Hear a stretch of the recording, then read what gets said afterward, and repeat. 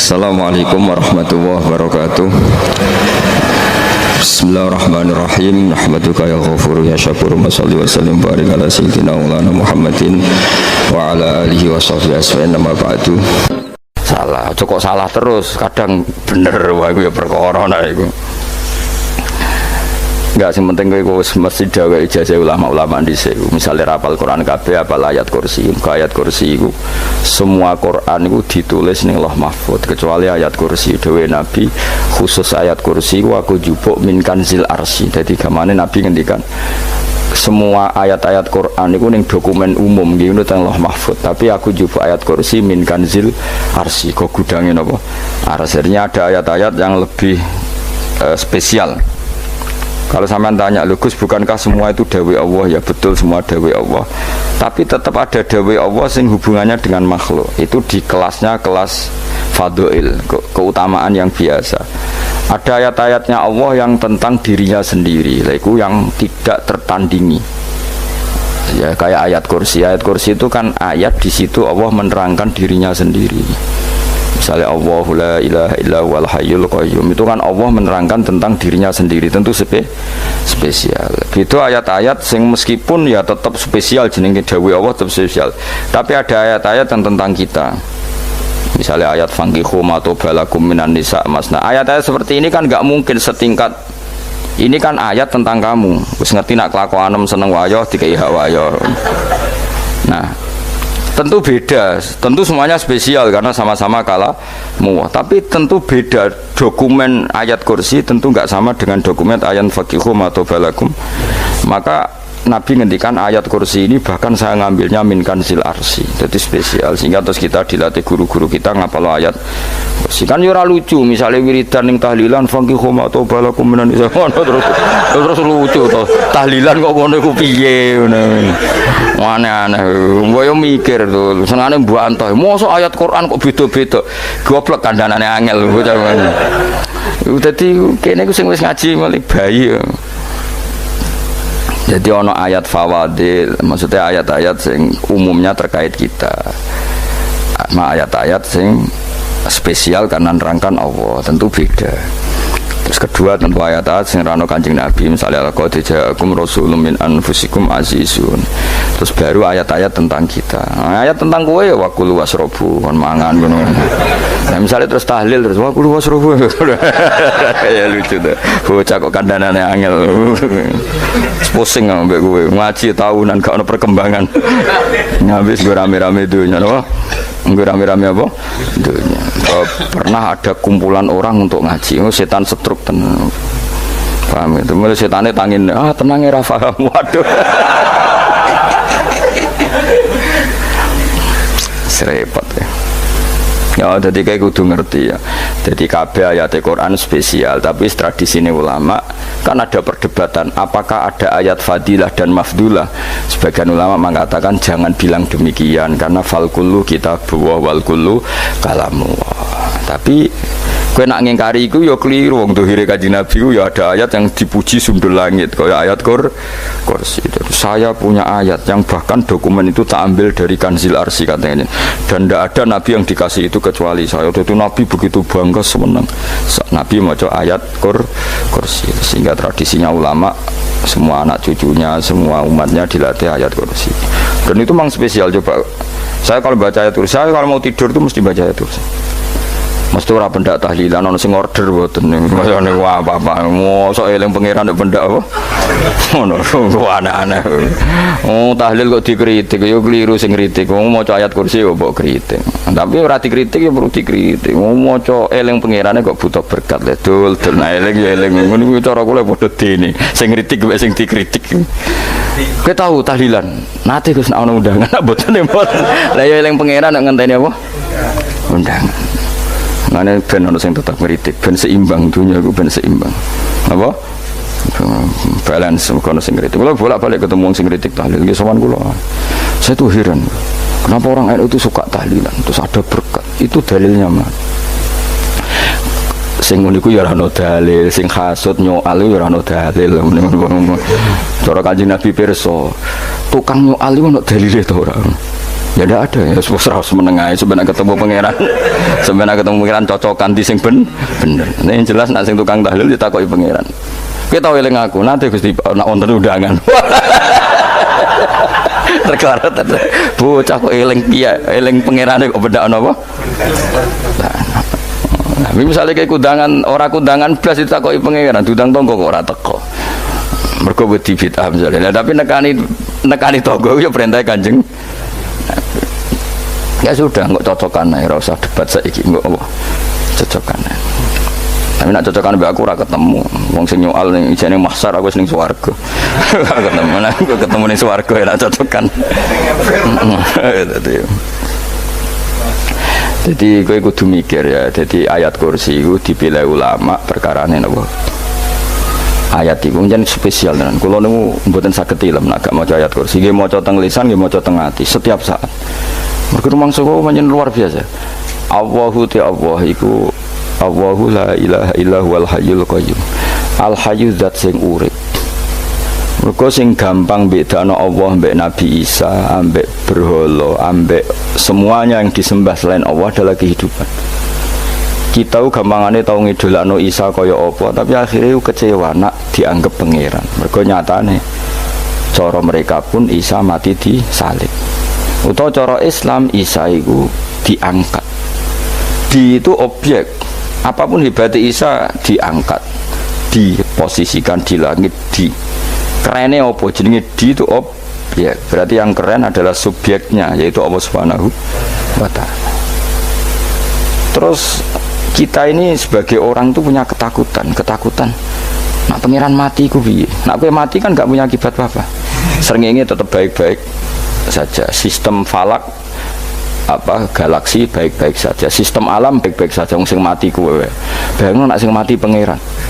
Maka ketakutan seorang mukmin adalah apa? Punya Tuhan yang mati. Kemudian itu diobati bahwa Tuhan kamu itu Tuhan sing aman, al-hayyu sing selalu hidup. Kemudian disifati lagi al-qayyum. Apa artinya hidup kalau bergantung orang lain, bergantung makhluk lain? Itu gak keren, karena bergantung itu gak keren. Al-qayyum, yang Allah itu zat yang berdiri sendiri. Oh itu kan terus sempurna. Lu kan mau ayat kursi sempurna. Bejane Gusti kula maca ayat kursi. Kowe ora maca iku kasihate mbahmu. Bocah kok. Oh, bocah ora bakat wali. Teke wis elek. Kabeh dimaterekno. Kasihate opo nek maca ayat kursi? Kasihate mbahmu ngono. Jimat ya seneng. Kulo ora seneng. Maksudnya ku, tapi mbok gedhingi teman-teman yo ora oleh pancen rezekine kadal jimat ke piye. Sing iso ngatur rezekine wong sapa? Wis keben muga disepuro pangeran. Ora disepuro ora apa-apa, kelakuan kok ngono iku piye. Wis terserah pangeran ae. Jadi Allahu la ilaha illa huwal hayyul qayyum. Kemudian setelah hidup itu bisa saja gak peduli kita karena pas ngantuk atau pas tidur. Terus disifati la ta'khuduhu sinatu walana. Dan zat yang hidup itu tidak pernah ngantuk, tidak pernah tidur. Akhirnya kita ini nyaman, punya Tuhan yang spesial, yaitu hidup dan berdiri sendiri, tidak ngantuk, tidak tidur. Terus budi lahu ma fis samawati wa ma fil ardh. Ya, dan miliknya Allah semua yang ada di langit dan bumi. Keren. Kita ini butuh air, butuh apa saja, dan itu milik Allah. Coba kalau milik manusia, nggak nak loro neng rumah sakit itu, oksigennya larang ingun. Padahal kue nak loro, oksigen di mana-mana gak tahu bah. Jadi kita seneng. Alam raya milik Allah kita seneng, karena alam ini milik zat yang nggak butuh alam raya, sehingga kita yang make. Allah bikin air, Allah tidak butuh minum. Allah bikin padi nggak butuh makan. Dia bikin semuanya untuk kita. Padahal itu kita tidak ikut punya. Akhirnya seneng mbek pangeran. Cek apike jenengan Gusti gawe ra melok nganggo, sing nganggo kita-kita ini. Coba aku ora roh gawe rokok gunane apa ora roh. Ya gunane pekerjaan Gus, menyerap tenaga. Ya wis sauri-unimu. Sementing kowe roh gunane rokok. Paham nggih? Roh gunane rokok roh carane mandorot kanggo kowe. Dadi padha roe lah sementing. Ya ora apa-apa ta. Kalau seneng guyon kiai ini, hanya nerawon wong pinter guyon kaya kiai. Yes, kalau ini nekani acara resepsi teng Kudus teng keluarga sarang keluarga Lek Lukman, sing ngisi Habib Umar Mutahar. seneng. Jadi guyonane ning kiai-kiai ora wis kiai-kiai kabeh termasuk Habib Umar. Ada orang kiai rokok. Ini cerita anekdot. Ada kiai rokok. Rokokan ngarepe dokter. Pak Yai, kalau rokok terus nanti kalau mati gimana? Gampang, saya bawa korek. Sing kiai niku maksudnya iku nak mau rokok terus mari mati. Kiai ini yang ngerti maksudnya dokter ngono. Tenang dok, sama si bawa korek. Maksudnya nak rokok mati gak ada Jumat. Jadi gak sambung apa? Nak guyonane Habib Umar, saya sering membaca bahayanya rokok. Saya baca itu. Setelah baca, saya berhenti membaca. Wangan pikirannya setelah membaca bahaya rokok berhenti rokok. Saya sering baca buku atau apa tentang bahayanya rokok. Setelah saya tahu berhenti membaca. Wong spesial, seneng kalau niku bisa nikmati ya seneng putune Rasulullah, ya seneng guyon. Jadi seneng itu gak kudu mewah, apa? Lah kowe seneng ngenteni di Alphard malah kesel to. Wah, jadi kalau nung di grup kata lah, kiai sing seneng guyon, sing sering. Mereka kalau khawatir saya umat ini punya kenikmatan lewat jalur maksiat. Kan kalau seneng nak kiai seneng guyon, bukan seneng papanya. Umat ini punya kesenangan yang tidak maksiat, itu saja. Ya tentu ada kiai-kiai yang milihnya ada guyon, supaya orang enggak uraan ya bagus. Wes penting ikhlas. Wes syaratnya kabeh itu penting ikhlas, sudah ikhlas. Ya ora kudu spesial, ikhlasmu ya ikhlas biasa lah. Kelas-kelas terilah sementing napa? Ikhlas. Saya sering baca bahayanya orang rokok. Setelah saya tahu bahayanya, maka saya berhenti membaca. Wongku kaget kabeh. Mereka pikirannya wong mesti berhenti. Kok ternyata. Mulai saya sering baca bahayanya orang miskin. Setelah tahu bahayanya, berhenti merasakan kemiskinan. Jadi saya tahu bahayanya neraka. Setelah tahu bahayanya neraka, maka saya berhenti.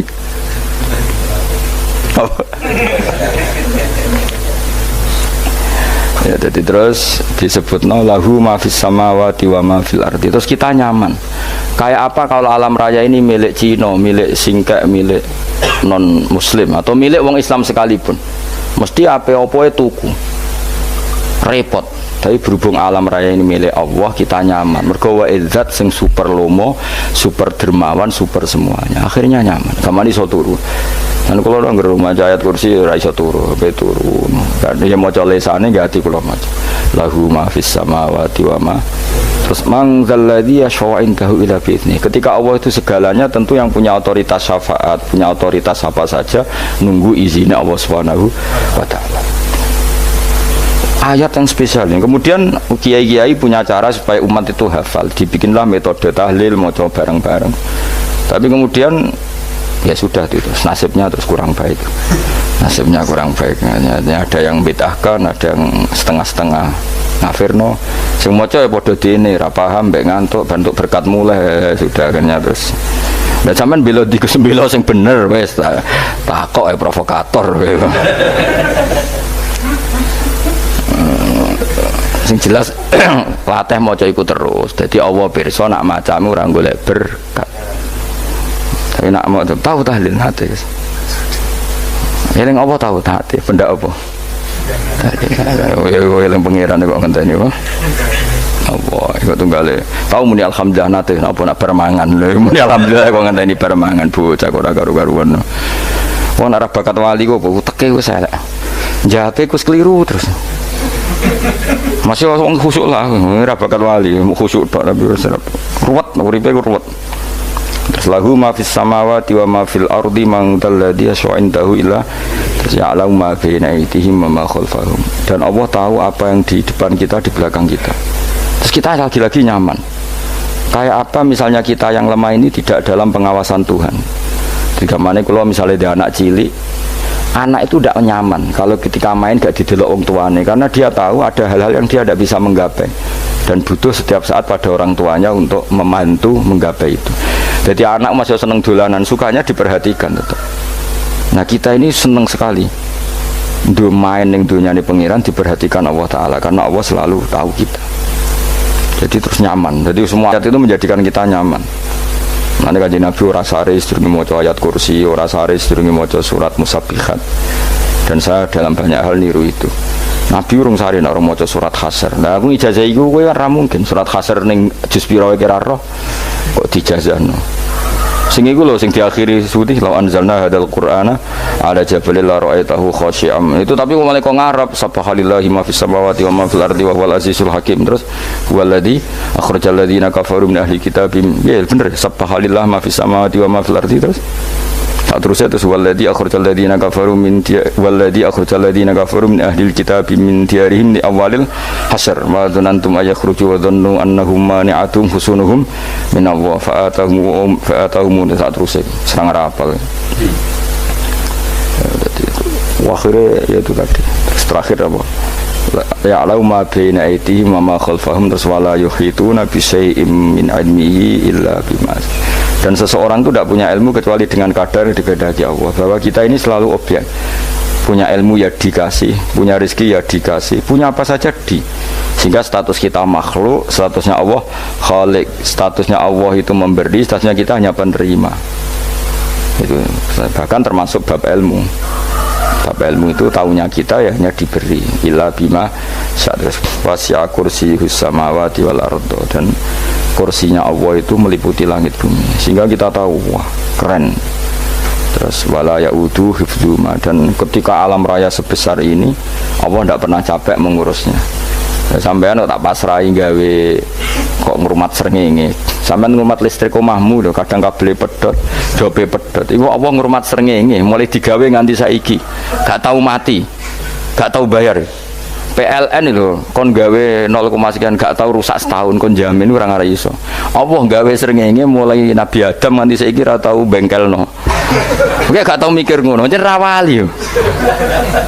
Lah srengenge misale error terus pangeran ngumumno leren sik 3 wulan lagi ditoto. Ya repot dul. Ngono kok ora tahu mikir bocah kok. Ngono utek sing anut wali-wali itu teke waras. Men duwe ora di dhuwit sumpek di dhuwit seneng wis ngono tok pikirane. Ora tahu kagum mbek srengenge, ora tahu bengkel, ora tahu. Mergo mau ora bakat wali itu teke wis innalillahi wa inna ilaihi raji'un. Ngono yo kok urip ngono. Habis ben urip pancen waya apa? Mati rame-rame apa? Donya nak ana kok ya sepi tenan. Gak ana wong gawa nasai ulfat ngalor gitu.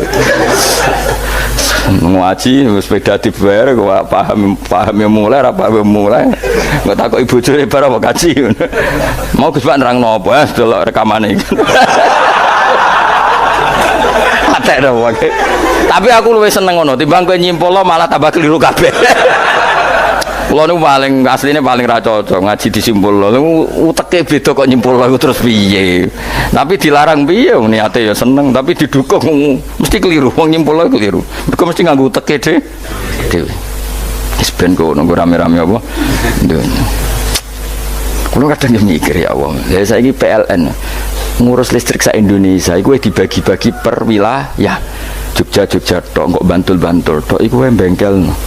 Allah nggih srengenge iku langsung bener terus.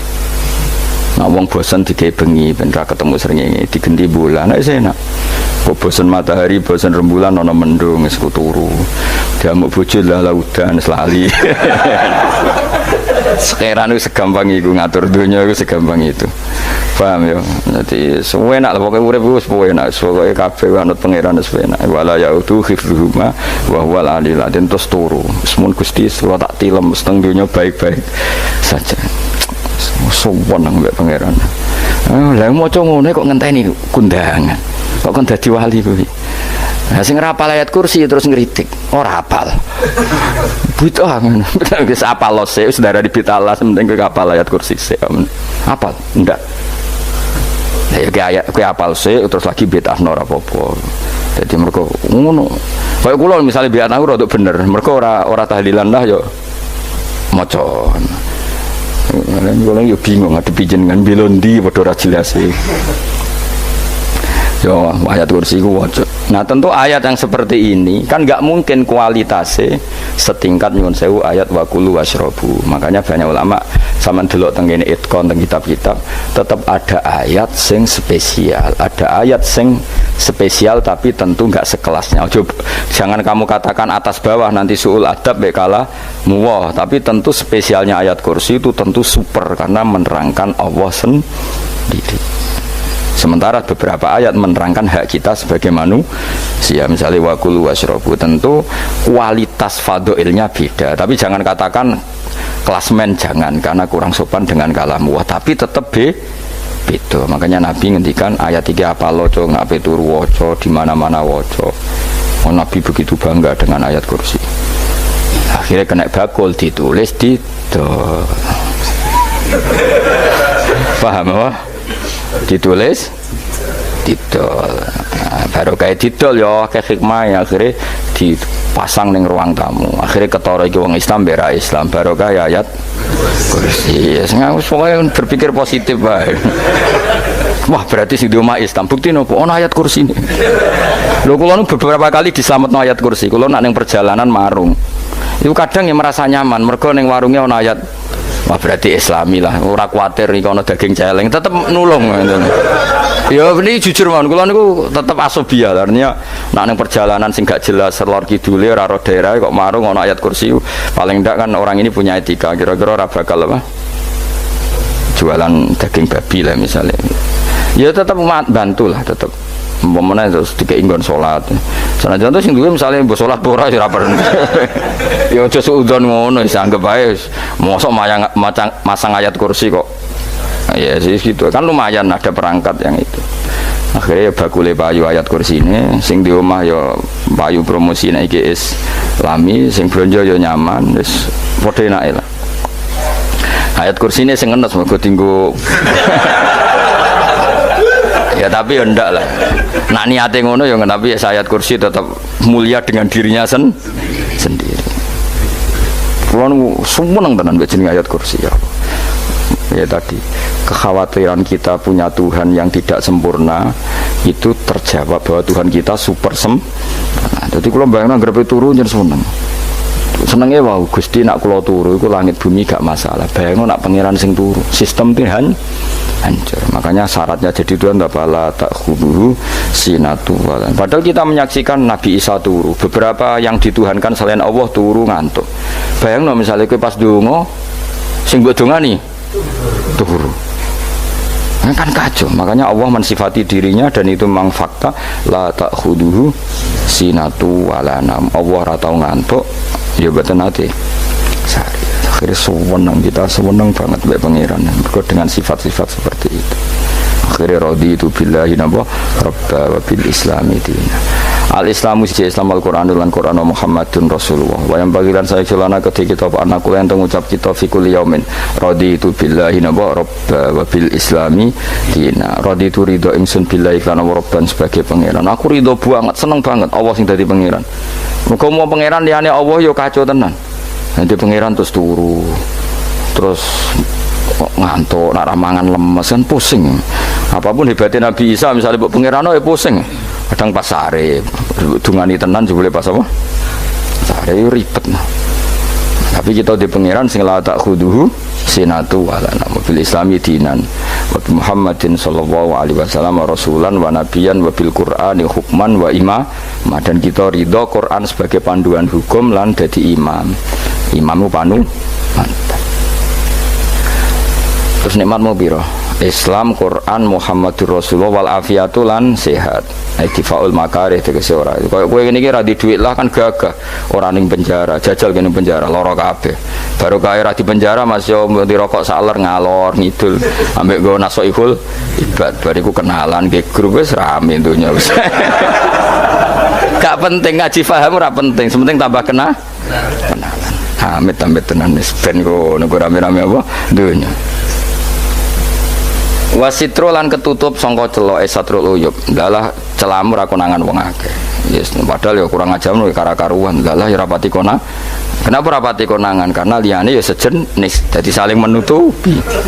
alhamdulillah sareng wal ghina lan semuge anin nas termasuk nikmat itu orang enggak tergantung orang lah fi umurid dunya ing dalam urusan dunia. Tapi nek urusan akhirat kira iso ora bergantung guru. Jadi semuge sangka manusa terbebas iku maknane urusan dunia. Nek urusan akhirat kita butuh sanad kita ila Rasulillah sallallahu alaihi wasallam. Kira oleh beragama berpikir sendiri, ora oleh agama itu riwayat kira oleh mendekatkan Allah dengan cara kamu sendiri, ora oleh kudu nganggo sanad. Sesuai kaya wong-wong filsafat sing oknum iku. Saya tidak perlu sholat. Allah kan tidak butuh ibadah kita. Ngapain kita sholat? Mbahmu sing wong ngerti nak Allah ora butuh kita saja kok bogo kebanggaan mulai dhisik kiai yo ngerti nak Allah ora butuh kita yang butuh Allah. Nah mengekspresikan butuh kita kepada Allah kita nah Allah ora tau butuh bocah kok goblok ora karuan.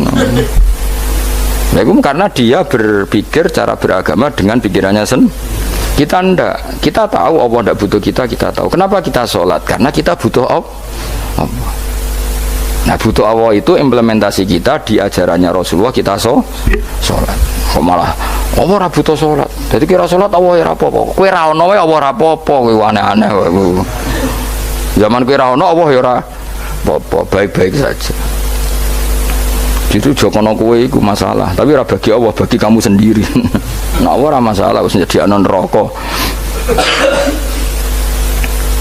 Ya jadi orang itu boleh tidak butuh orang lain tapi fi umurid dunia. Nah, urusan akhirat kalau tidak butuh sanad ya wa inna hadzal ilma dinun fangzuru amman ta'khuduna dinakum. Agama ini ilmu, kamu harus punya sanad. Ya, mau misalnya kula alhamdulillah di sanad kata lah. Keluarga saya terutama ya Mbah Mun, terus ya lain dari keluarga saya, keluarga guru kita, gurunya guru kita, sampai cara nih bernafas kita wae eling Allah mau fi kulli nafasin apa adada ni'amillahi wa ifdal fi kulli nafsin wa nafatin wiswa. Kita semua nafas kita. Imam Syafi'i kalau anak kula cek cilik lah tak kon ngapal lebet iki. Karena apa ya? Jangan kira Imam Syafi'i terus koyo kowe mau belajar fikih mboten. Imam Syafi'i nek ape turu niku kula apal beberapa syairnya Imam Syafi'i. Makanya saya tambah seneng ambek jeneng Imam Syafi'i. Jadi beliau nek ape sare napa qalbi bi rahmatika wa humma dzu'unusi fi sirri wal i'lani wal fi sirri wal jahri wal i'lani wal ghalasi. Terus-terusan itu wa ma taqallabtu min naumi wa fi sinati illa wa dzikruka bainan nafsi wan nafasi.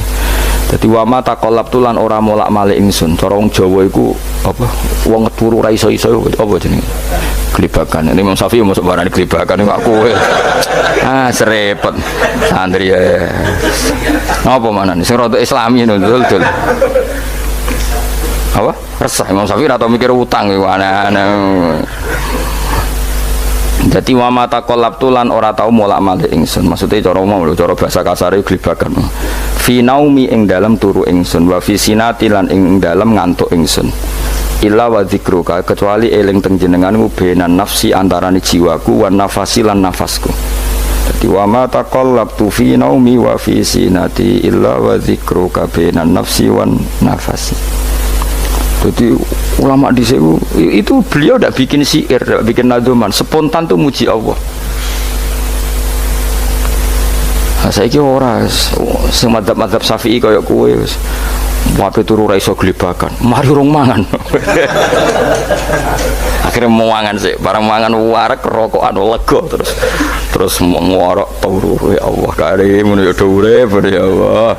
Jadi misalnya ra iso turu pikiran pertama mari kurang mangan warek rokokan saler terus apa turu ngorok wah karim setan min hawalika kanan kiri setan Pak. Padahal ulama dhisik ape turu wudu se maca tasbih se bariku angen-angen pangeran Rabbana ma khalaqta hadza wa batila terus bismika Allahumma ahya bismika amun terus bismika wada'tu jambi wa bismika arfa'u Allahumma rabbas samawati sab'i wa rabbal arsyil azim rabbuna wa rabbu kulli syai' falikal habbi wan nawa iku donga turu ora ngarapal donga aku yakin wis aku muni wah Gus Bak ngenyek wong tak tes malah ke isin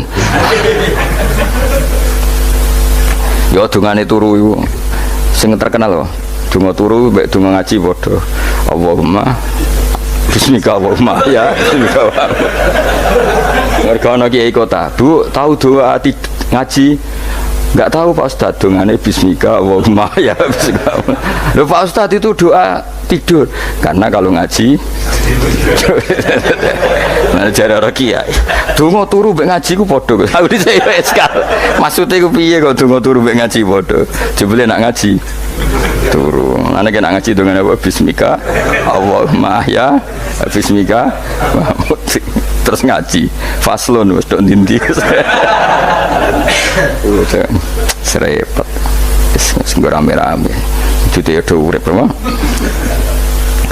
wal afiatul lan afiate difaul makare tegese ketolak sangka barang sing ora seneng supaya kula suwun nggih supaya jenengan sing seneng pangeran iki sai-sai samu supaya piye-piye sifat dasar wong mukmin bi walladzina amanu asyaddu hubbalillah misale ora iso asyaddu ya sementing hubban ya tentu asyaddu itu wong mukmin banget senenge ning pangeran kena makome rong iso asyaddu ya sementing ana senenge ya ana apa ana senenge dengan kadar yang klasem lah sampai iso senenge lan makome para wali ya asyaddu banget seneng mau apa turun orang mau ayat kursi gak lego paham cukup mau ayat kursi bedak tahli mulane aku seneng ono sing ngritik aku seneng ben rame itu ben seru sing ngritik ya muga-muga apal tahlil dari ngritik itu fair ora apa-apa apal terus ngritik mun tahlil sing wong sholli Abdullah salat ala sate meneng kabeh iku men ada sing ngritik sing melok ora apal pokoke ujug-ujug muni wo filun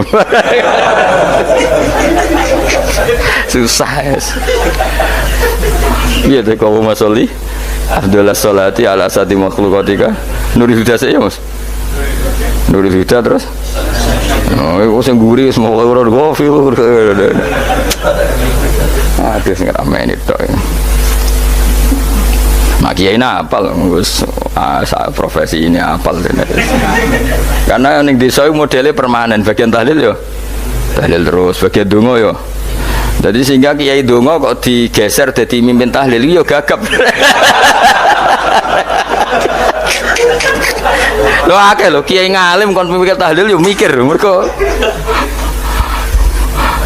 wah dateng daerah kula kiai ngalim bar kon mimpin tahlil terus mau maca lelel wedok wah niki sempun niki pun tak takoki kena apa kapal dia rapal urutane iku rapal itu kan butuh apa ya butuh keahlian gitu repot kok gini sing tahlil loro kapok ini nah kula tetep apal lebih singkat ae niku ono sing luwih ahli to sing guri wis sing guri kacau meneng tahlil dening kiai iki sing guri sampe wah suwi iku mergo terkenal mbah iku nak tahlil suwi aduh masyarakat repot bareng diumumno BMC tahlil dipimpin kiai niki sing guri jawab wah suwi aduh nah donga dening Gus Waduh suwun wah cepet mesti Gus Waduh aku mergo ngono donga suwi ra mesti mandi ya sadok cepet ta yang timbang donga guri sing guri mesti gremeng ana wong gak terkenal dongane suwi dicing wis waduh apa sawe mergo pikirane wong-wong wis nang berkat dibagi mulai mulane sing kritik ku keben ben balance ben seimbang cuma kalau suwon sing kritik ya kudu ngergani lah piye-piye iku umat dilatih kenal pangerane liwat kalimat thayyibah karena itu cara coba nak wis kenal ya aja waca bendak tahlil ape turu ya diwaca ning omah ya diwaca tapi aja waca ngarep bojomu kok dikongko jampi-jampi ben ora nyoal blonjo waca dhewean ning kamar dinikmati waca ngarepe bojomu pas auzubillahi minasyaitonir rajim bojomu riwat memang aku setan ora perkara tok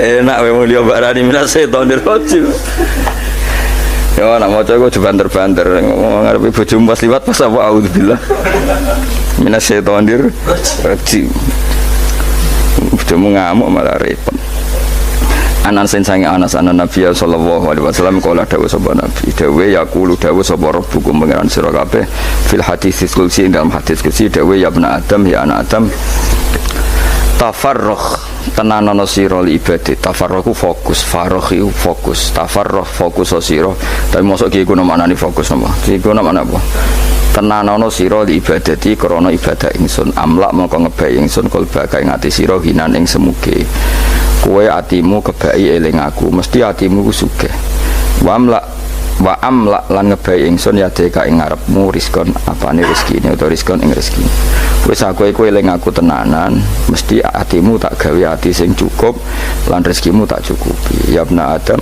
la taba aja ngedoh sira an lisange ingsun kowe aja geman adoh kok aku kaya apa apike pangeran zat sing gak butuh kita tapi mengandani kita kowe kok aja adoh kok aku wis sing parek aku mergo kae nek adoh kok aku amla mongko nut apa jenenge ngebai ingsun kalba kafakron kowe nak adoh kok aku mesti kowe fikir ngene aja sampe kowe yo fikir ati fikir donya mergo adoh kok pangeran wong adoh kok pangeran di almla kalba kafakron wa amla ulan ngebai ingsun yade ka ing tangan loro sira suhulan ing sibuk akhire wis adoh pangeran sibuk tapi ora dadekno barokah uripe iku lara-larane wong kaya ya sibuk kangelan jebule ora dadi barokah uripe mergo adoh saking pangeran ruang riwayat hadis sobat Tabrani Imam Tabrani wal Hakim falamma ta'antu fi thamani asyrata wa sannaftu kitab qadaya sahaba wa tabi'in terus sannaftu tarikh fil Madinah inda qabrin Nabi sallallahu alaihi wasallam wa kuntu aktubuhu fil layalil mukmirah. Terus beliau saking kepingine tabarruk mbek Rasulullah niku setiap ngarang niku momentumnya nyari supaya dekat Rasulullah sallallahu alaihi wasallam. Terus ketika harus ngerasani orang, jadi kadang ngerasani wong ya penting. Karena ilmu itu harus dikontrol, nggak boleh semua orang bilang qala Rasulullah sallallahu alaihi wasallam, bisa hoax, bisa mencatut, bisa menjual. Nak muni kultu kan gak mandi, menurut saya kan gak mandi. Jadi kalau menurut Rasulullah sallallahu alaihi wasallam kan mandi. Jadi potensi pencatut itu banyak.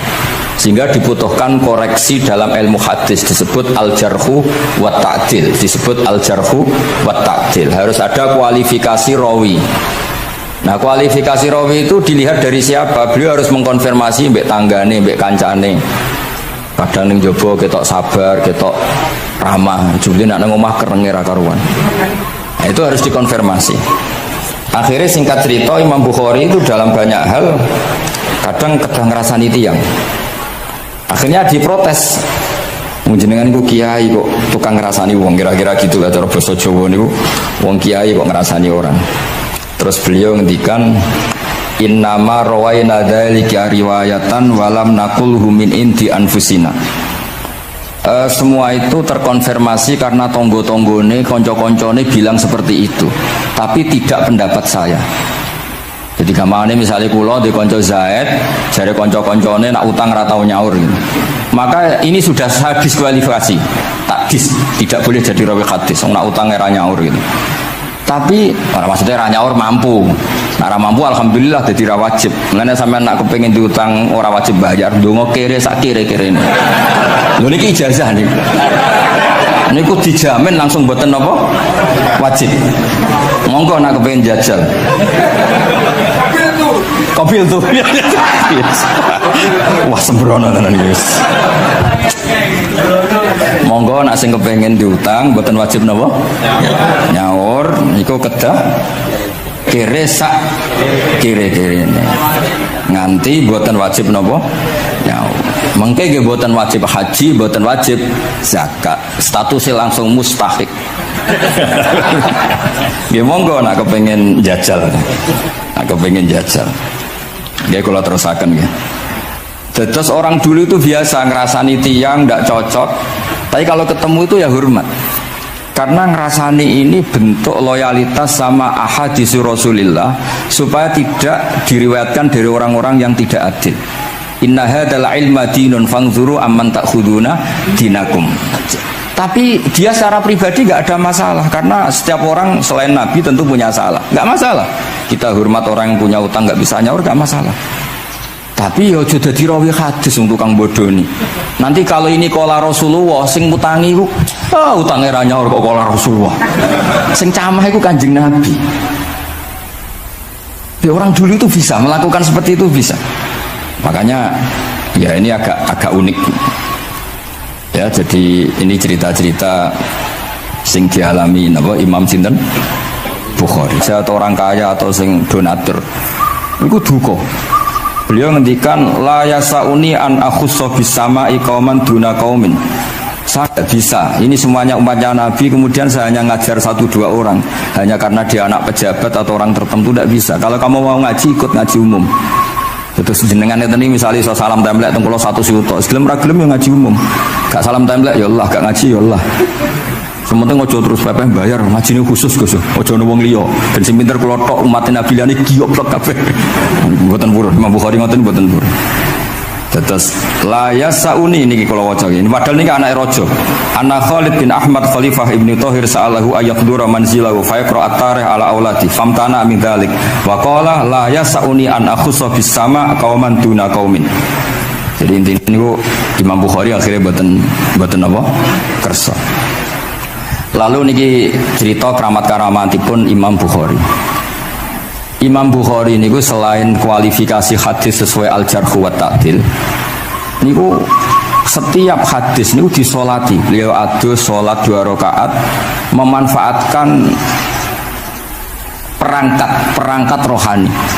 Jadi beliau kualifikatif ya, al-jarh wa ta'dil ini rawi layak. Misalnya ada orang soleh khusyuk nang masjid terus. Biasanya problem wong soleh ora tau ngaji iki mboten purun. Iki soleh tok paling nang masjid pelarian. Niku kan kathah tiyang wiridan ning masjid takok kok betah ning masjid. Nek ning omah ono sing ngamuk ning kene mboten. Malah pengurus-pengurus takmir masjid ya ali nek crita kula niku sakniki kuwat Gus, tiyang teng masjid itu suwi-suwi. Dadi mlayu ning masjid iku perkarane kudu ngising, ning omahe WC-ne elek ning masjid apik. Lho bar dhuwur turu, ditakoki takmir kok turu ning kene ning omah ana kipas angin ning kene ana kipas angin. Niki mboten suudzon, suul yakin kathah sing ngoten niku. Dadi niku mun sak dhuwure suudzon. Wong kula Imam Bukhari wae salah ra Allah. Engko njuk sepuro pengenan. Tapi itu cerita. Makanya Imam Bukhari ngendikan ana wong adil tapi ora tak jaluki riwayat. Mergo tidak diketahui dia yujalisu ahlal ilm sami dengan madzhabnya Imam Malik. Karena ilmu itu butuh dikonfrontasi, butuh misalnya Nabi ngendikan ini kok dohire tanafi mbek niki dahure kok ta'arud. Itu kalau ahlul ilmi ngerti duduk perkaranya. Karena itu ilmu itu. Begitu juga Imam Malik seperti itu. Nah, singkat cerita Imam Bukhari itu pede meriwayatkan hadis setelah banyak orang mimpi Rasulullah itu liwat ditututi Imam Bukhari. Iku fawwah ma akhta aqdamahu qadamai Rasulullah sallallahu alaihi wasallam. Terus delamaan yang pernah diinjak Rasulullah niku mautia aqdami Rasulullah sing nate diinjak qadami napa Rasulullah. Itu Imam Bukhari persis di situ. Akhirnya ulama tahu itu maknanya betapa persisnya beliau ketika meriwayatkan hadisnya Rasulullah sallallahu alaihi wasallam. Ada lagi orang mimpi niki teng kitab Fathul Bari. Imam Bukhari itu betul khirbah itu semacam peso kecil. Yadzubu anhu itu kalau ada orang melukai Nabi, dia yang bela-belain supaya orang itu tidak bisa melukai Nabi. Dan itu ditakwil oleh ulama bahwa beliau yang nanti akan mensortir al-ahadis al-maudu'ah, dibuang semua, nggak boleh dinisbatkan kepada Rasulullah sallallahu alaihi wasallam. Jadi kamane itu jasa-jasa pun Imam Bukhari. Terus ketika beliau mau kapundhut, niki ben mboten kesuwen niki Gus Apang pun badhe nyanyi Gus. Apa nasid? Nasid itu terjemahannya nyanyi ku anak-anak. Nah kanggo jenengan terjemahannya nyanyi. Nah ya amang mboten terjemahannya tetap nasid. Sholawatan ya. Nah Gus Apang nyanyi ben tawadhu sederhana bahasane ora usah sok suci biasa wae. Dadi nak bin Muhammad bin Yahya ya Amang ini qasidah terjemahannya sholawat. Gus Apang Gus nyanyi ngaji lagu. Insya Allah baru kayak tawaduk itu apik lah. Terus Imam Bukhari ketika mau kapundhut itu tertib sekali. Saya banyak membuktikan baik secara bacaan maupun nyata. Orang-orang soleh itu kalau mau kapundhut itu tertib. Mulane sampai nak kabudut aja selonang-selonong. Nak mati ku sing tertib. Sing rapi lah, tertata.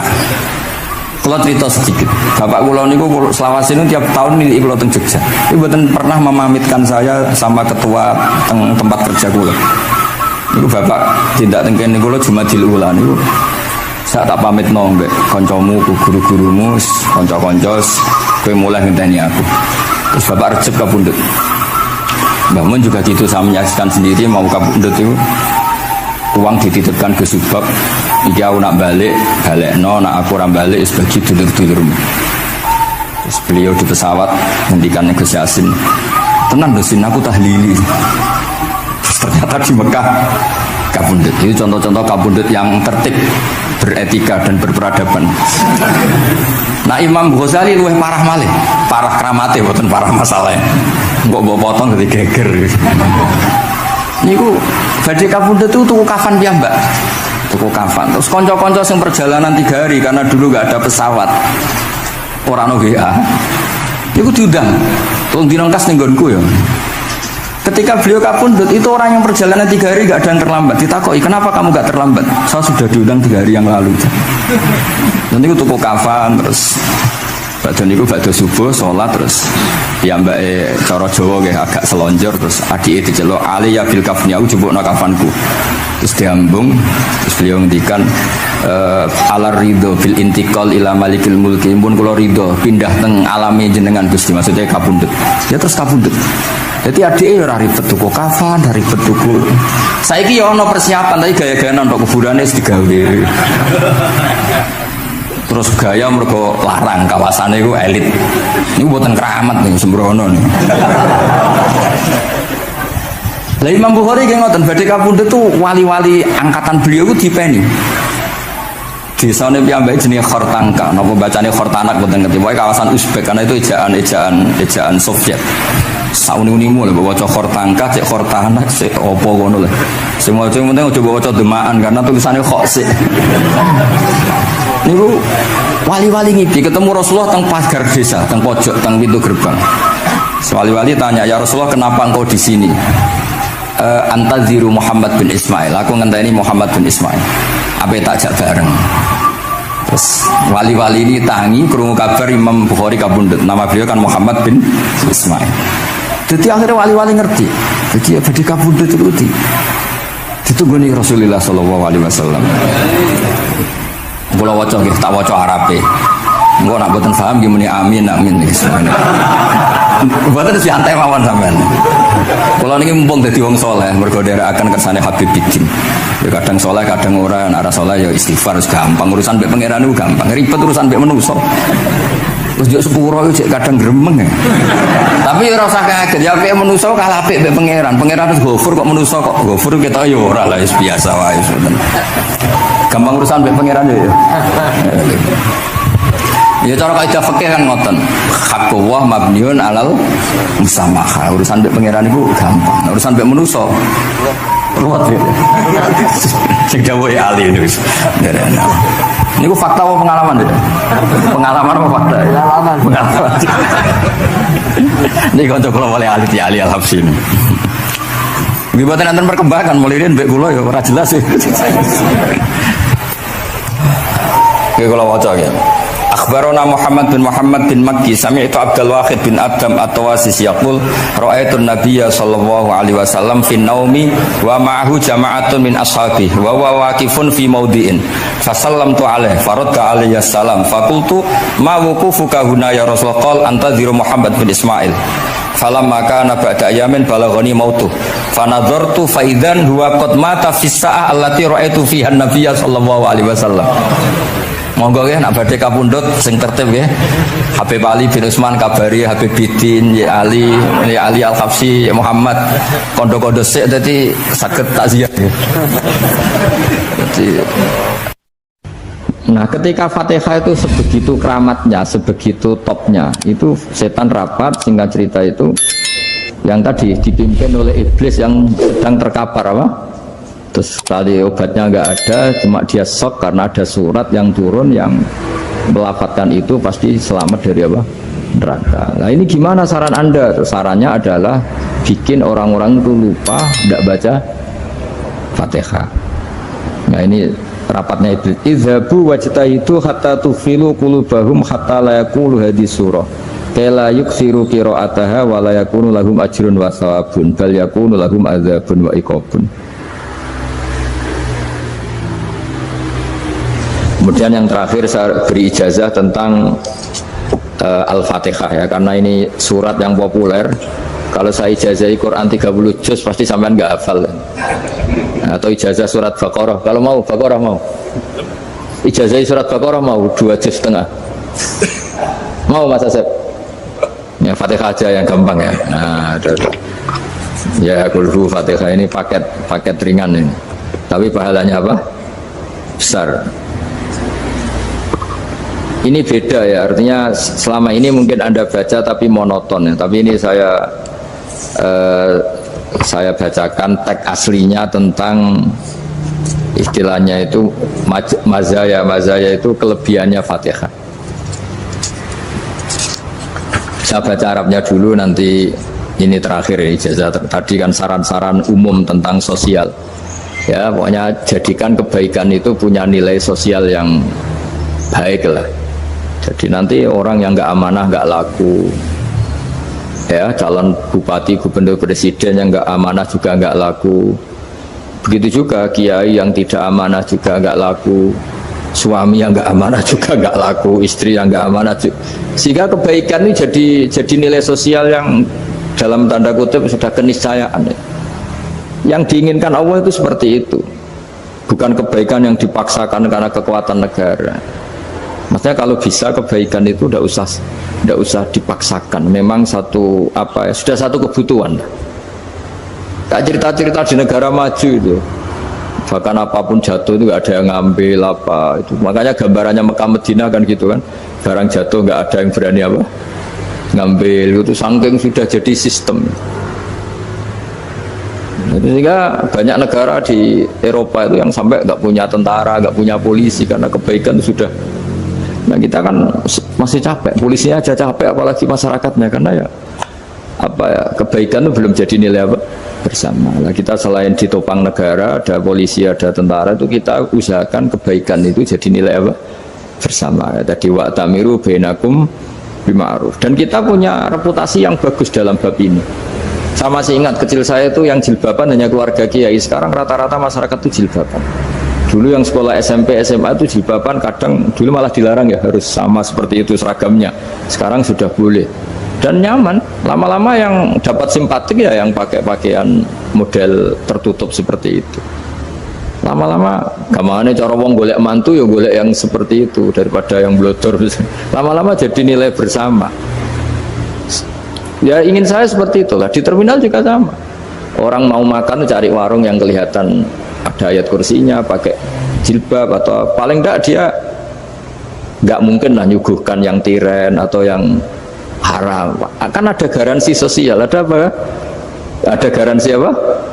Sosial dengan penampilan yang soleh itu kan, masa iya nyuguhkan oposan babi gitu misalnya itu. Jadi nilai sosial itu harus ya tadi harus benar-benar jadi nilai sehingga negara biar gak capek-capek.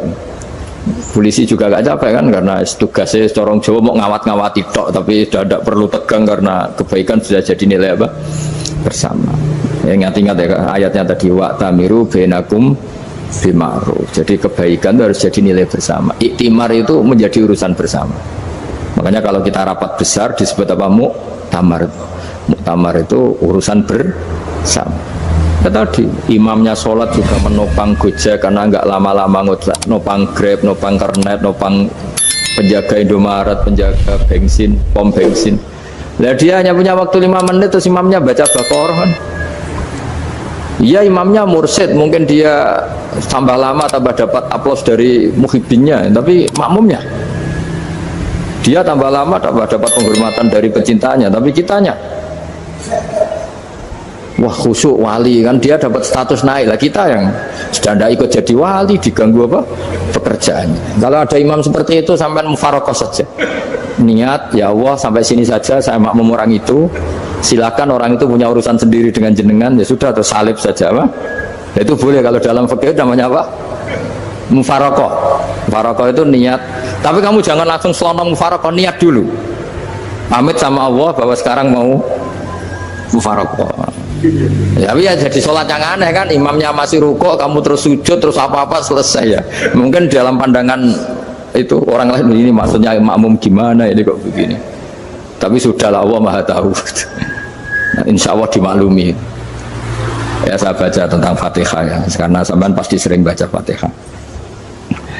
Supaya apa sekaligus jadi jimat lah gitu. Jadi kalau kamu sering di jalan-jalan yang mungkin sepi atau mungkin kan tidak semua teman Grab itu nasibnya bagus yang di Semarang Jogja, mungkin yang di Kalimantan di Papua kan ada yang 10 kilo gak ketemu rumah ya kan, ya lihat di TV itu kan kasihan kan, sudah 10 kilo gak ketemu rumah, penumpangnya kewekar preman tuh kan, ini makan orang enggak kan ujiannya dua. Kalau penumpangnya cantik itu ya kecoba syahwat, kalau preman takut. Jadi orang itu selalu ujian itu. Sing sedengan itu kan jarang orang.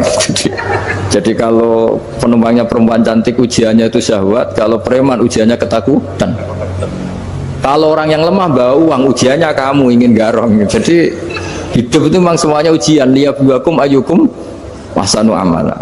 Makanya saya sering ditanya oleh teman-teman, Gus, nah ujiannya kenal wong wedok elek piye? Sama, kenal wong ayu ujiannya syahwat, kenal wong elek ujiannya ngenyek, itu sama-sama dosa.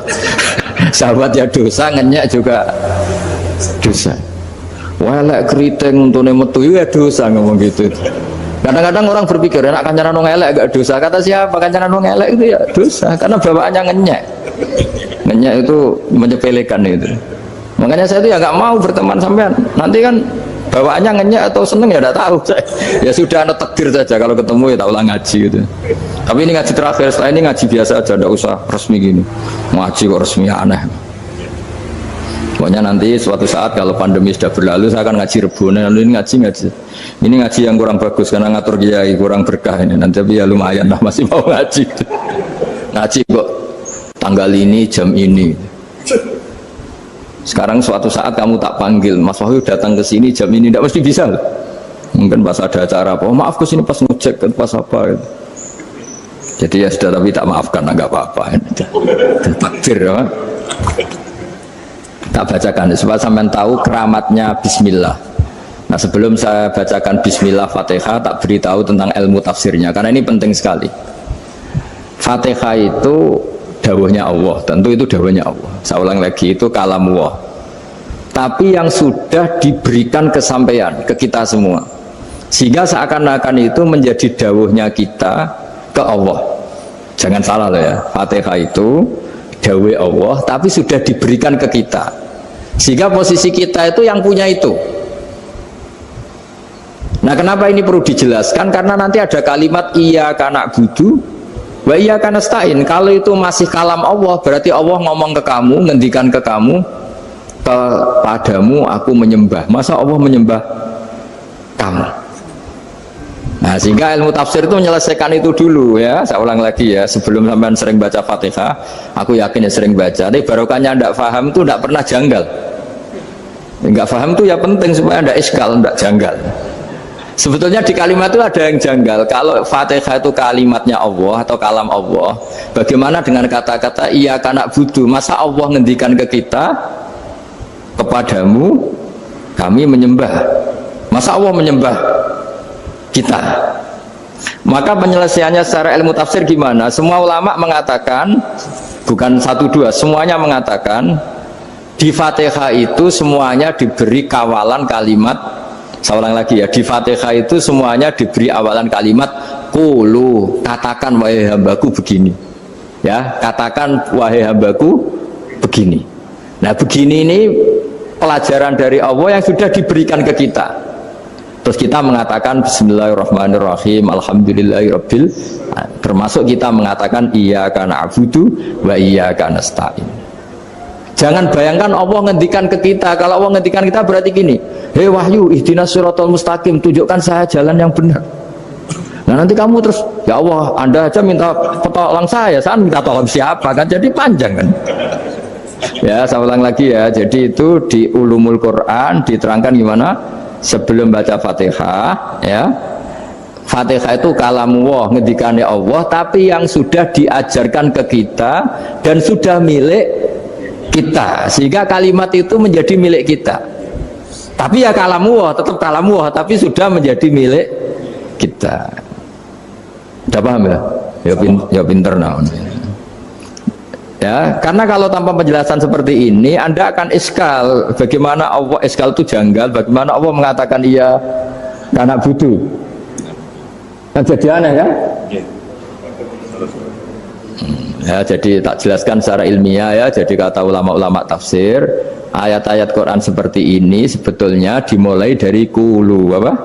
Meskipun nggak dilafatkan. Itu kan sama dengan qul huwallahu ahad Muhammad, katakan kalau Tuhan itu satu. Ya namanya Quran itu kan kalam Allah, membina nabinya, membina umatnya. Makanya dikatakan atau enggak, di sini tersembunyi kata qulu, katakan. Ya. Jadi ya ibarat apa itu? Kamu ngajari anak kamu lah. Le, panggil jenengan bapak kulo. Itu maksudnya anak itu, kalimat itu kalimat kamu, tapi kamu ajarkan ke anak kamu. Terus anak kamu bilang, Pak jenengan bapak kulo. Nah ketika kamu mengatakan jenengan, bukan kamu mengatakan jenengan anakku, berarti anakmu itu bapakmu, kan lucu kan. Anak kamu ajari jenengan bapak kulo, kamu engkau bapak saya. Terus anak kamu mengulang jenengan atau kamu bapak saya. Berarti itu kalimat yang kamu ajarkan, tapi sekarang sudah milik anak kamu. Kalau itu kalimat kamu kan lucu, masa anak kamu bilang bapak? Nah itu seperti itu. Jadi ulama memberi solusi atau jawaban iya karena abudu.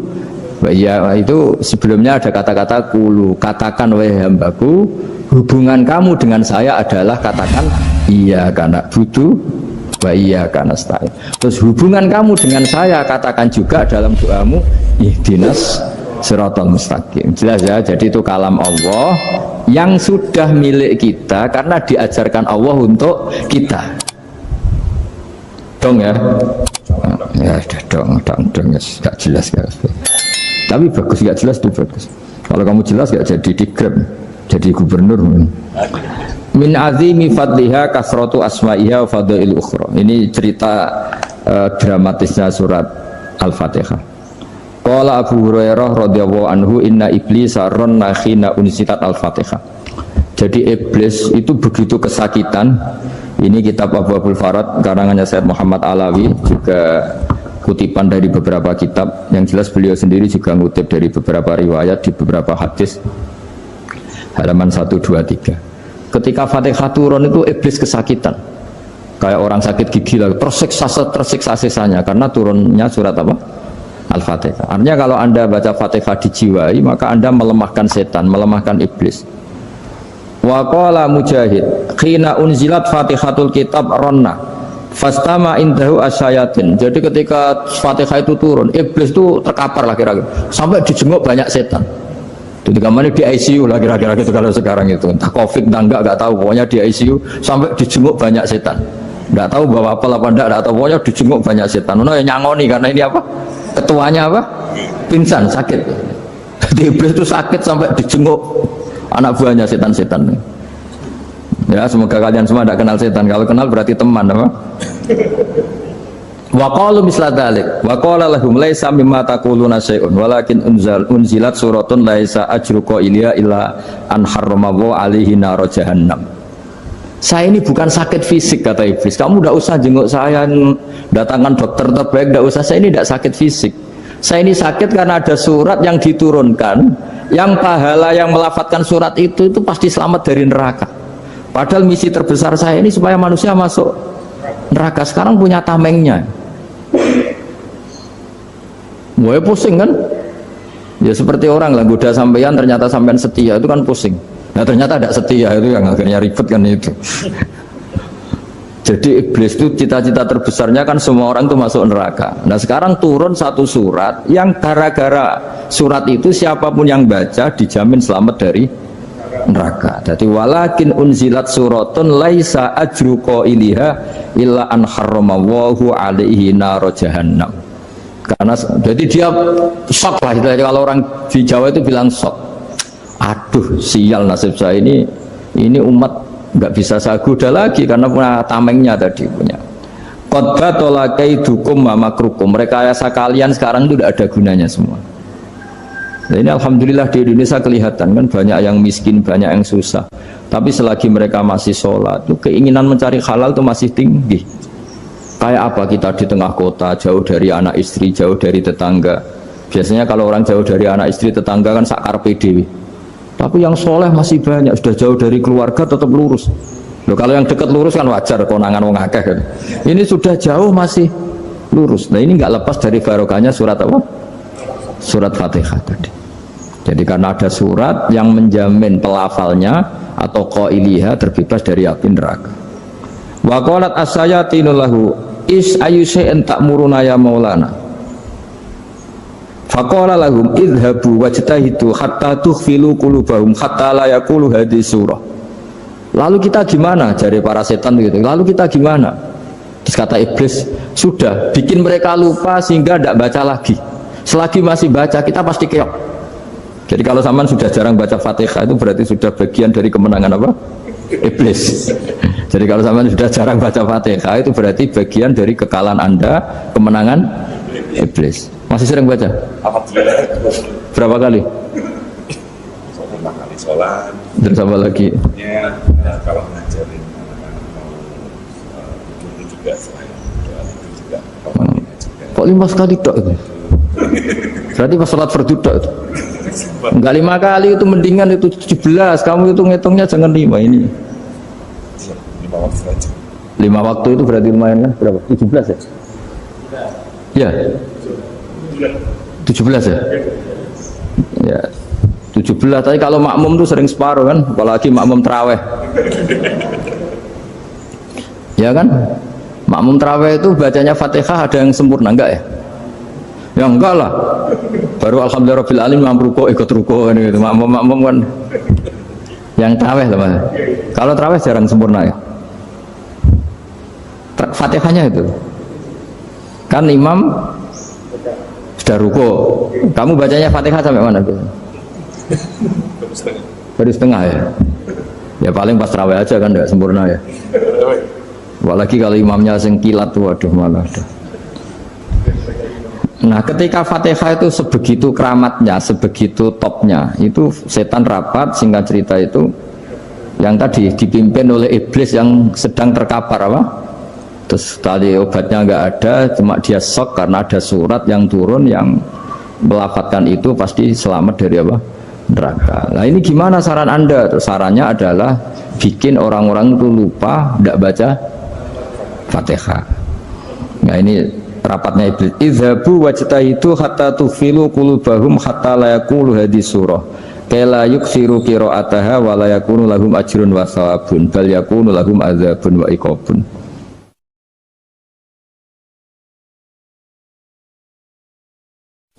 Jadi saya mohon selama ini Anda sudah baca, tapi mungkin hanya rutin saja. Napa rutin saja? Jadi barokahnya ngaji ini kamu punya kekuatan atau punya semangat membaca karena ini surat yang luar biasa. Ibarat gini, kalau sampean tanya, saya juga sering mikir, masa Gus hanya surat kok punya kekuatan seperti itu? Di dunia ini kata Allah, mulai Nabi Adam sampai kiamat, nggak ada yang bisa menandingi kekuatan kalimah. Kalimah itu kata-kata, nggak ada yang bisa menandingi kata-kata. Misalnya Anda nge-grab berangkat istri cuek, berangkat cuek, itu beda dengan ketika meskipun satu kalimat, wes Pak muga-muga dilindungi pangeran, mugi-mugi jenengan selamat, itu menjadi teduh dan semangatnya luar biasa karena kayak mendapat support.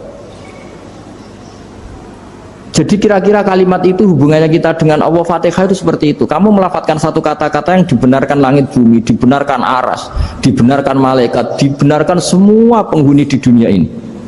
Sehingga itu efeknya luar biasa. Itu seperti gini ya, kamu cerai sama istri, terus nikah lagi katut babon.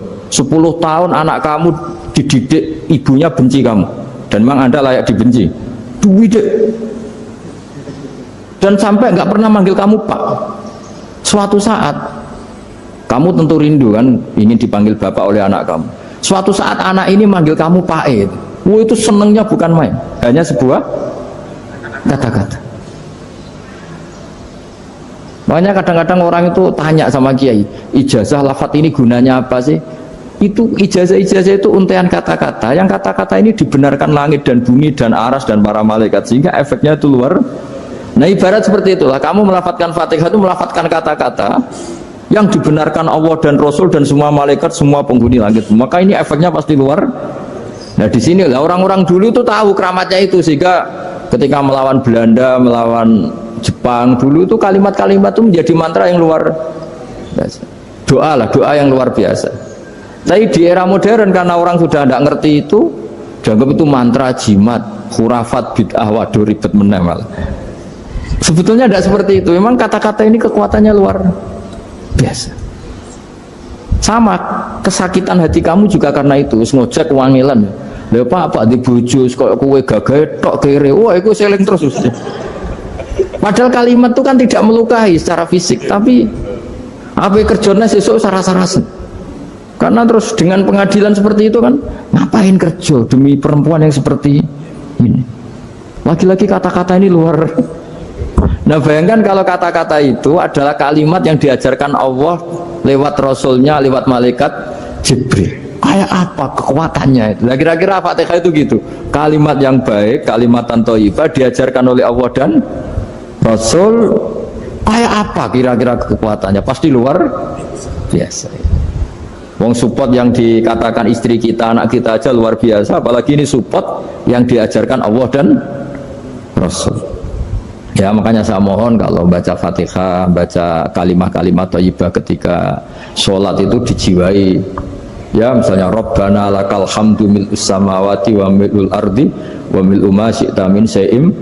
Engkau zat yang layak dipuji, dan pujian ini memenuhi langit dan bumi. Karena kita tahu nggak ada sejengkal di alam raya ini kecuali di situ ada rahmat Allah. Misalnya kamu bisa lewat sampai rumah saya, kamu mungkin anggap biasa saja. Coba kalau ngalami likuifaksi, tahu-tahu bumi ini ambles, bisa ngelewati yang likuifaksi itu luar. Tanyakan orang pernah ngalami likuifaksi di Sulawesi, itu melihat bumi bisa diinjak nggak ambles itu.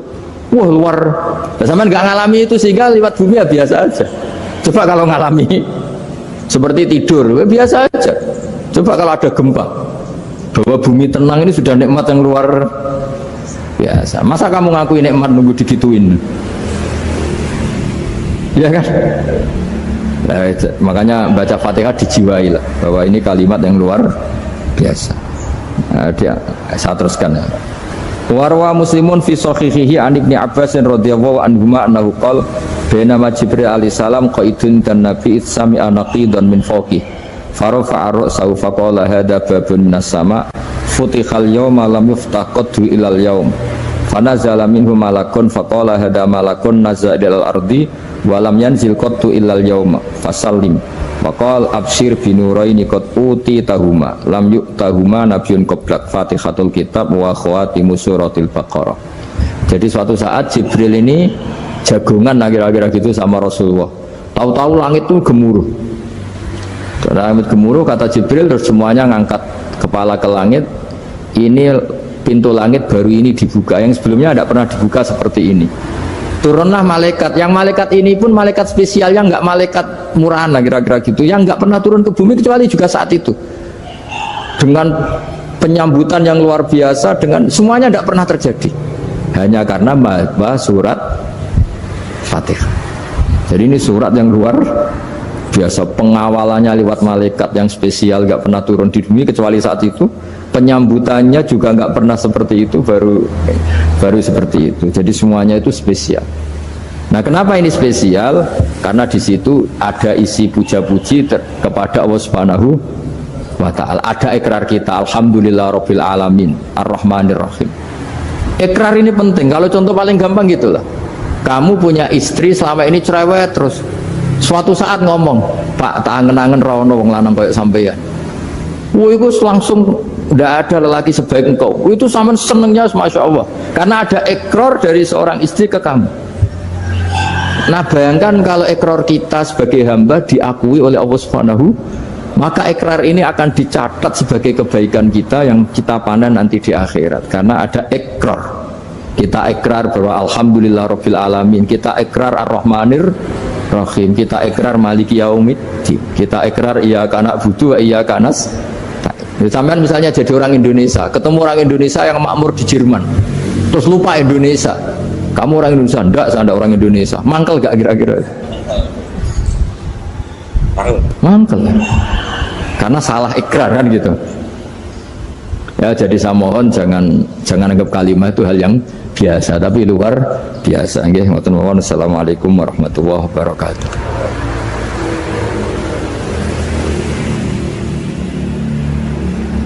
Saya berkali-kali kampanye di mana-mana lah, kampanye dan menganjurkan. Di antara catatan dalam Suhufi Ibrahim wa Musa kan ada kan di Quran itu yang dinamakan lampiran-lampiran wasiatnya Nabi Ibrahim dan Nabi apa? Musa. Itu diantara catatannya begini, orang yang punya akal itu adalah orang yang bisa menikmati sesuatu yang baik.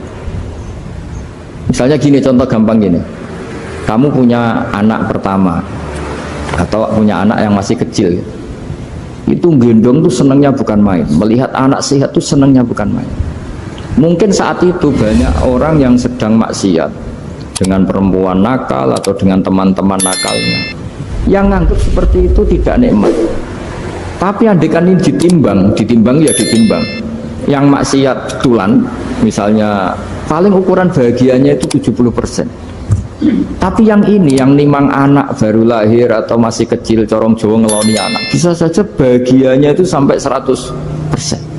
Artinya selama ini kesalahan kita adalah nganggap maksiat itu pasti menyenangkan dan taat itu tidak menyenangkan. Makanya saya berkali-kali fatwa, untuk melawan kenikmatan maksiat orang harus terbiasa menikmati taat, menikmati kebaikan. Jangan kira kita nimang istri nikmat, nimang anak nikmat, ketemu teman yang lama tidak ketemu juga nikmat. Artinya kita akan melewati berjam-jam untuk jagungan sama teman, sama anak, sama istri, dan itu harus kamu nikmati supaya mengganti tidak berkebutuhan nikmat yang lewat jalur maksiat. Jadi saya mohon sarana-sarana yang menyenangkan itu, yang taat itu kita maksimalkan.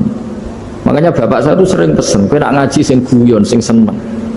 Nganti wong maksiat itu karena cari kesenangan.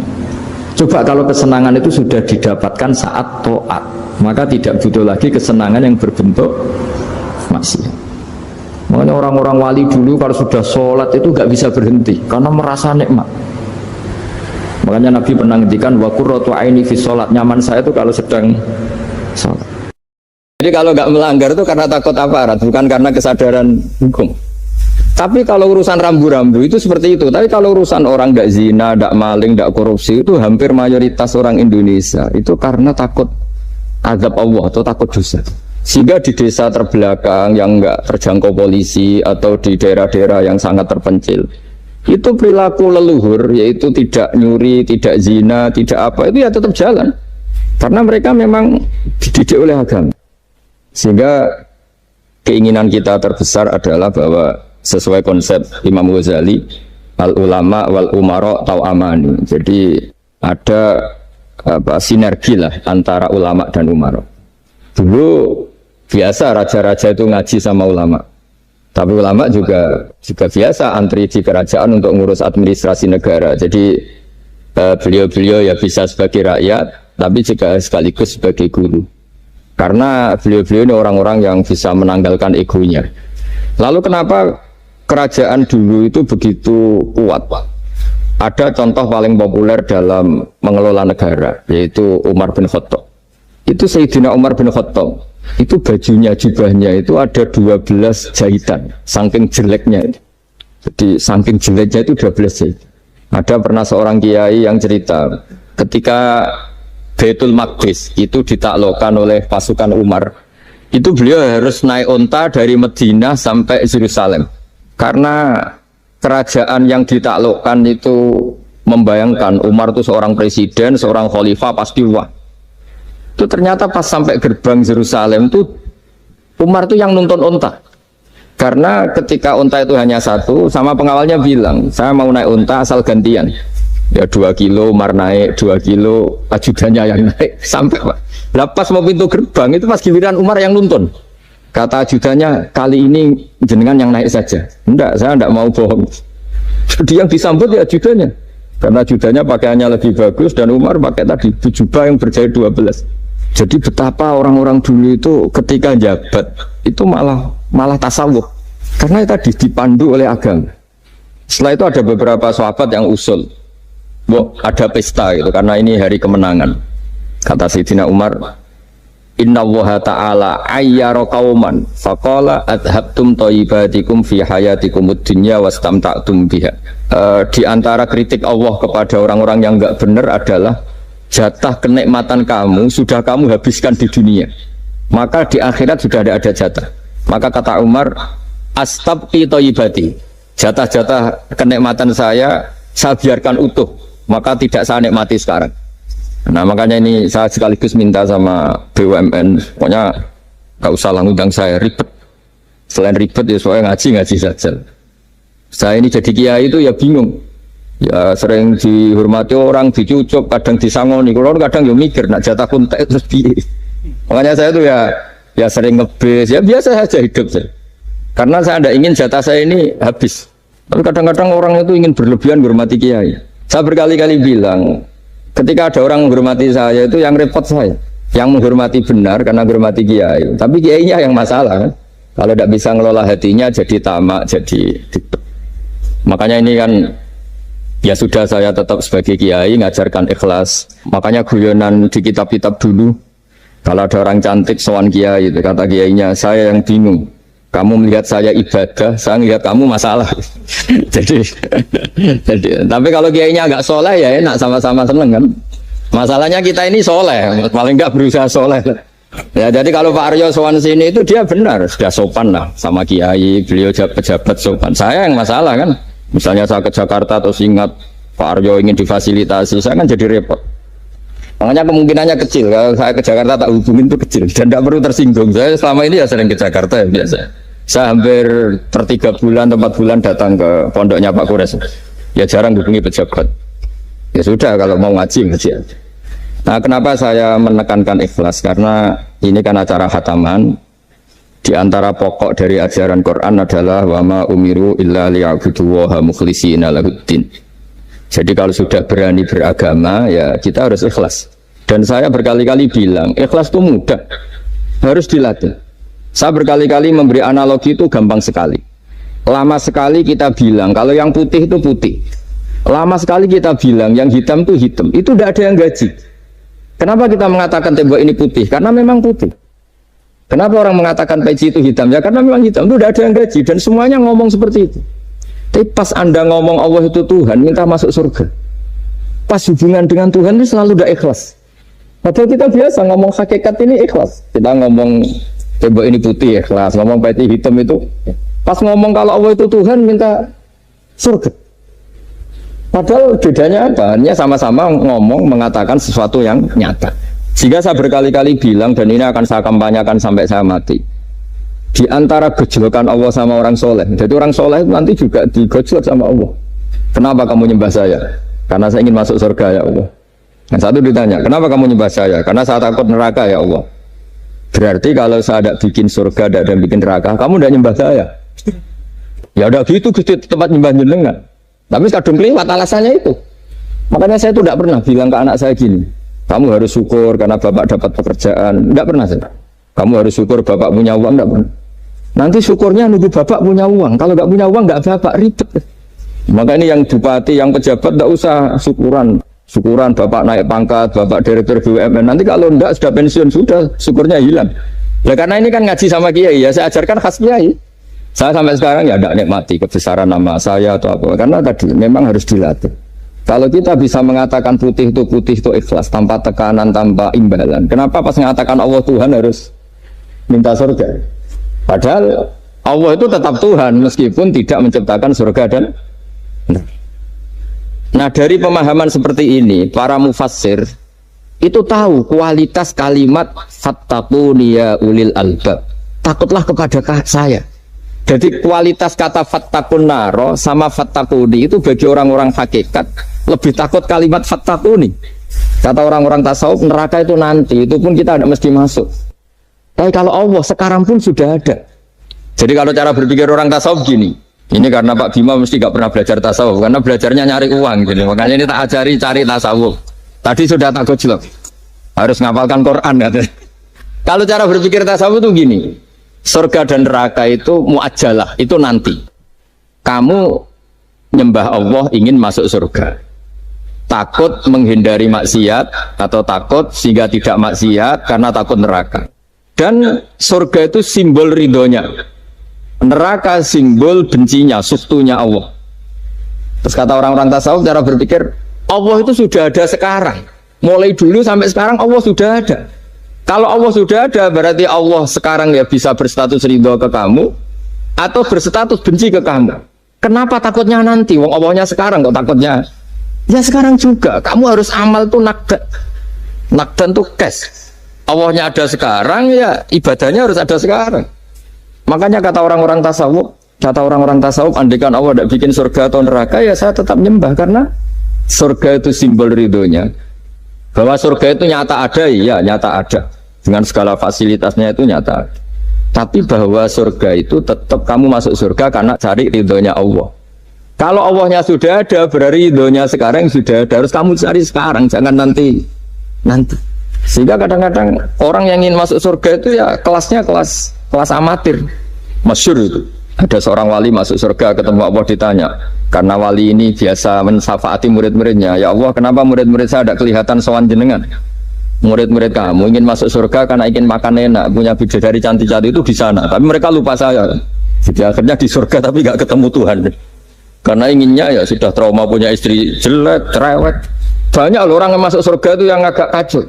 Enak sudah surga, nanti di sana gak usah sholat, gak usah puasa. Jadi sholat yang sekarang gak ada problem.